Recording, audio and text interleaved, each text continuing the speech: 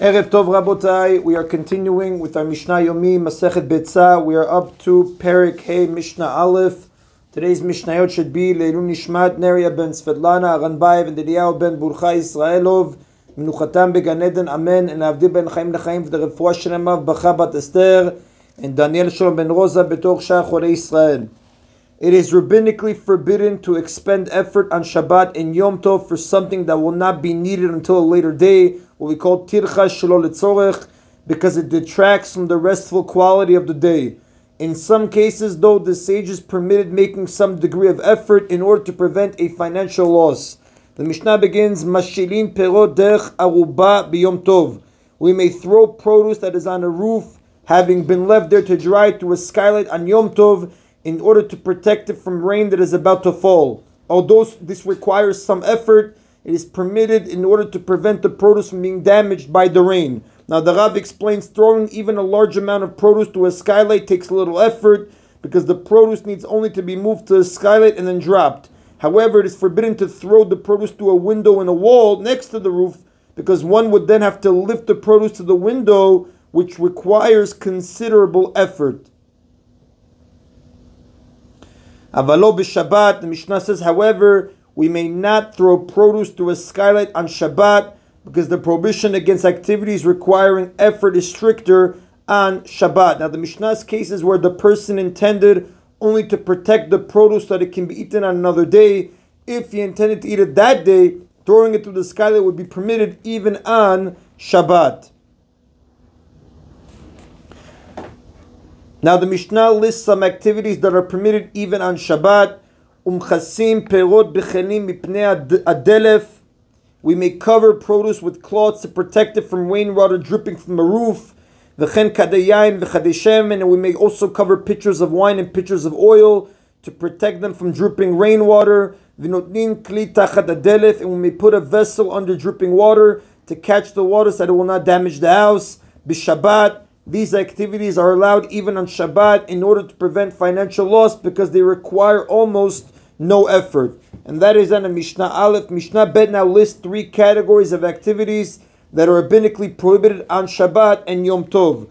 Kol shechayvin elav mishum shvut, any activity that one is obligated to refrain from doing on Shabbat, whether it is an ordinary activity that is subject to rabbinic prohibition, mishum reshut, B, an optional mitzvah that is subject to rabbinic prohibition. So in this context, an optional mitzvah is one that is optional in some situations, but obligatory in others. However, even where it is obligatory, the sages forbade doing it on Shabbat and Yom Tov. We're going to give examples below. And mishum mitzvah, or C, an unconditional mitzvah that is subject to a rabbinic prohibition. This is a mitzvah that applies equally in all situations, yet it is rabbinically prohibited on Shabbat and Yom Tov. And again, examples will be given below. B'Shabbat, since one is obligated to refrain from doing it on Shabbat, chayvin alav Yom Tov, one is obligated to refrain from doing it on Yom Tov as well. The Mishnah gives examples of the first category. Ve'loen mishum shvut, these are ordinary activities that are subject to rabbinic prohibition. Lo olin beilan, we may not climb a tree because one might break off a branch or fruit. V'lo ochvin al gabe be'ema, we may not ride an animal because one might break off a branch to use as a whip. V'lo shatin al pnei hamayim, we may not swim on the water because one might build a raft.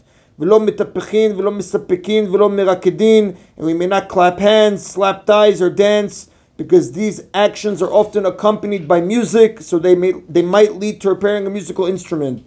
Now, in many communities today, Shulchan Aruch brings down that some people do not refrain from clapping and dancing on Shabbat and Yom Tov. That's Rama. Rama brings that down. Shulchan Aruch still holds that it is not allowed. Now, these actions are certainly permitted and even encouraged on Simchat Yom Tov, on Simchat Torah, to fulfill the mitzvah of giving honor to the Torah, not on Simchat Yom Tov, just on Simchat Torah. Again, that all has to be looked at in the Sifrei Halacha. We are just learning the Mishnah. So again, that was examples of the first category. We may not climb a tree, we may not ride an animal, and we may not swim on the water, we may not clap hands, slap thighs, or dance.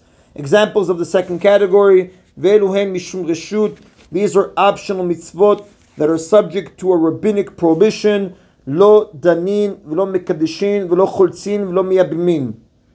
We may not judge a court case or perform kiddushin, chalitza, or yibum. Now, Marriage takes place in two stages. The act of Kiddushin, which usually consists of the man giving the woman an object of value such as a ring. That makes the woman forbidden to all other men. The second step, Nisuin, which usually consists of the chuppah ceremony, permits them to live together as husband and wife.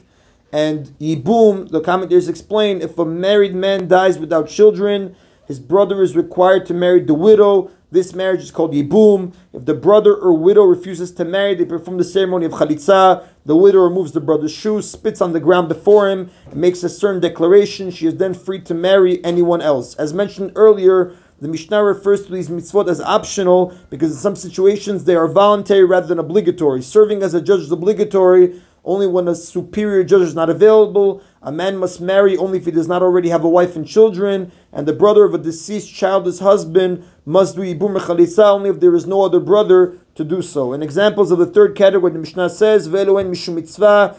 These are unconditional mitzvot that are subject to a rabbinic prohibition. Lo makdishin, v'lo marichin, v'lo macharimin. We may not make something hekdesh, sacred to the temple, which making something hekdesh includes designating an animal as an offering and donating an item to the temple treasury. We may not make an erech vow, a vow to pay a person's value to the temple. The Torah lists arachin, values for people depending on age and gender. For example, a male between the ages of 20 and 60 has a value of 50 silver shkalim. If one says that he will give the erech, the value of a certain person, he must give the specified amount to the temple, and we may not make something cherem dedicated to the temple or the kohanim. Now, if a person says that an object is cherem, set apart, it becomes the property of the temple. If he says that it is cherem to the kohanim, it becomes the property of the kohanim. Again, we may not do these on Shabbat, since these actions involve transferring the ownership of money or an object to the temple of the kohanim. They resemble business transactions, which are forbidden on Shabbat and Yom Tov. Doing business is prohibited on Shabbat and Yom Tov, because it might lead to the melachah, the forbidden act of writing, as Rashi says on page 37a, Mesechet Beitzah. V'lo makbiin teruma u'maaser, and we may not separate teruma and maaser from food, because doing so makes the food fit to be eaten, and that resembles repairing a utensil, making it fit to be used. And although these acts are mitzvot, they may not be performed on Shabbat and Yom Tov. Now, referring to all three categories, the Mishnah teaches, Kol elu b'Yom Tov amru kal v'chomer b'Shabbat. The sages stated all these prohibitions in connection with Yom Tov, so they certainly apply on Shabbat, whose laws are stricter. So here the Mishnah refers to prohibitions that the rabbis made with respect to Yom Tov, but which certainly apply on Shabbat as well. The Mishnah's opening section of any activity that one is obligated to refrain from doing on Shabbat, one must refrain from doing it on Yom Tov, refers to the opposite situation. Prohibitions that the rabbis made in connection with Shabbat, which extend even to Yom Tov. And the Mishnah concludes, En ben Yom Tov l'Shabbat elo ochel nefesh bilvad. There is no difference between Yom Tov and Shabbat except in regard to food preparation, which melacha is allowed on Yom Tov, but not on Shabbat. The Torah permits doing certain melachot, kneading and baking on Yom Tov, in order to prepare food that will be eaten that day. Bet Shammai and Bet Hillel argue as to whether these food preparation melachot may be done for other purposes as well. That was earlier, chapter 1, Mishnah 5. By specifying food preparations, our Mishnah implies that it follows Bet Shammai in this matter. The Rav explains. Now, our Mishnah indicates that with the exception of food preparation, any activity permitted on Yom Tov is permitted on Shabbat as well, and therefore disagrees with the previous Mishnah, which allowed throwing produce to a skylight even if one does not intend to eat it that day, only on Yom Tov and not on Shabbat. Again, that's what the Rav is midayek infers from our Mishnah. And that is the Rabotai of today's Mishna Yomi. Baruch Adonai Leolam. Amen v'amen.